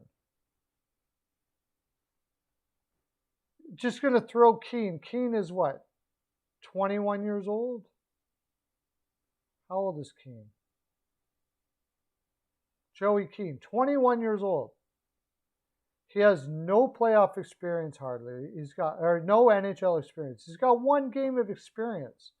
He had 13 assists last year with Chicago Wolves.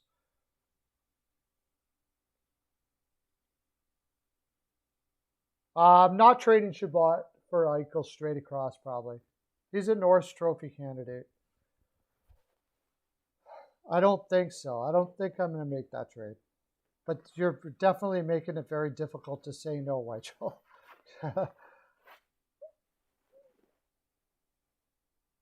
Yeah, I've seen them play. I know they're going to be good, but they're not there yet. They're not regular. They haven't played in the regular season yet.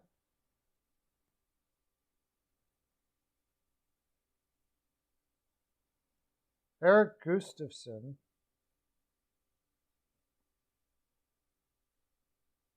No. No.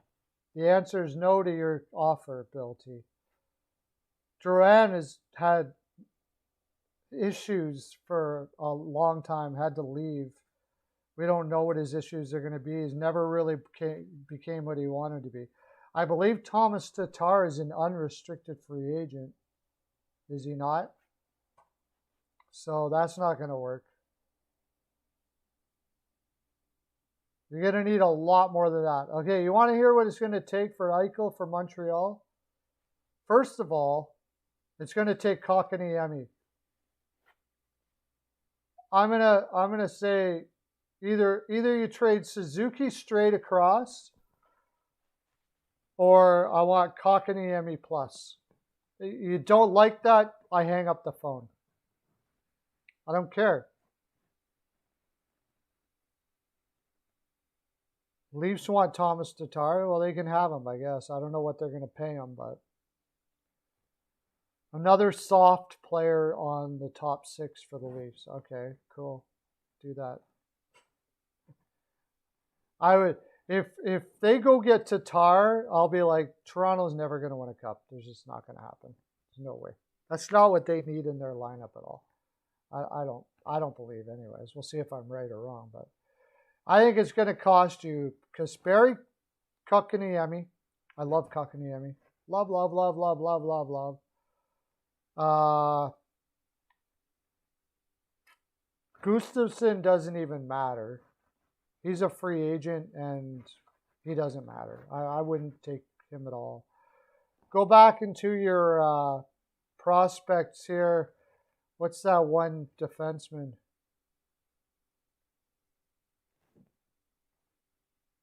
Caden Goulet. Kotkaniemi, Goulet, your first, and probably even someone else. That's how much you're going to have to give up to even have a chance. To even have a chance. I don't even know if that does it.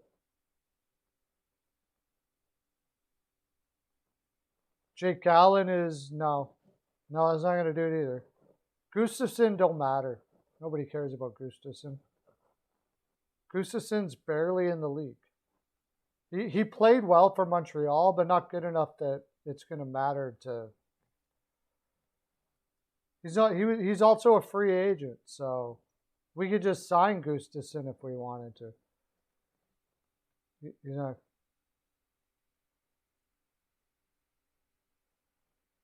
It's going to take KK, Goulet, first round pick, maybe even 2. And like it's just because Montreal's got cap issues as well, so there's going to have to be a player there to make it work cap wise. So yeah, there's going to be a Buffalo's going to get a lot for Eichel as long as they can prove that he's going to be healthy. Eichel to Vancouver. I mean, it's an interesting concept, but they would have to trade Horvat for sure. I want Horvat right off the get-go. And they could get away with trading Horvat, I suppose, but it would mean more than it would take more than Horvat.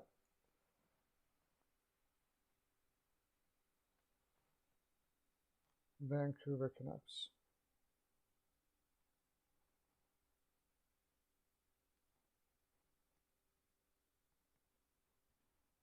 Vancouver Canucks. Okay. They got their cap room is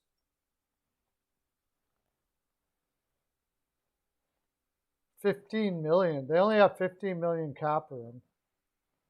It would have to be Bo Horvat,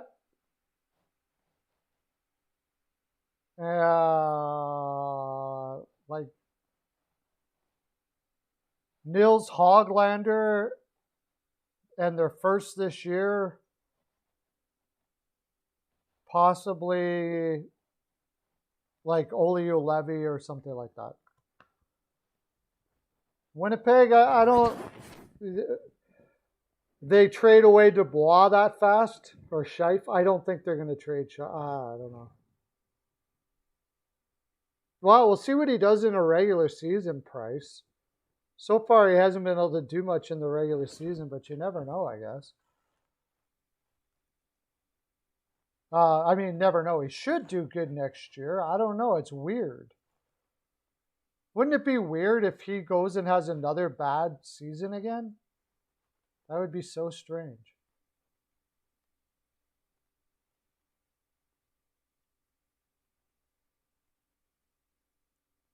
Oh, if they ask for Price?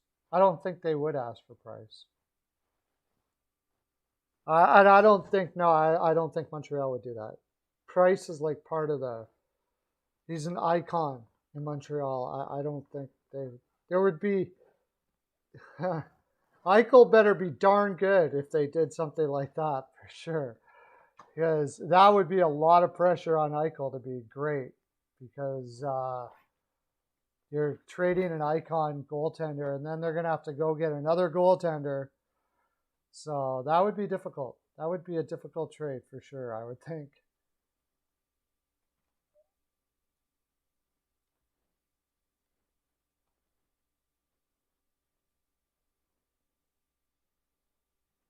Anyways, I'm going to turn my window off here now.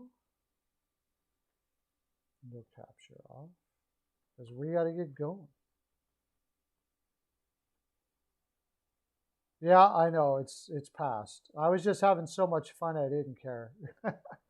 I love doing this. I love you guys coming in. Thanks for coming in. Now that COVID's over, our numbers aren't, we're not have as many people in, but we got great people in. You guys are amazing. I love you guys. Come on in. I'll see you tomorrow. We'll see if we get our picks right. Give out some points again. We'll have a winner of the week. Keep up points and try to do that.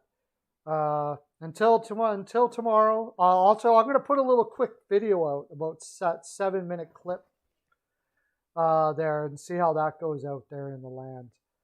Thanks for coming in. You know where your children are. I was out with my children yesterday for Father's Day. Have a great day, everybody. Okay, bye.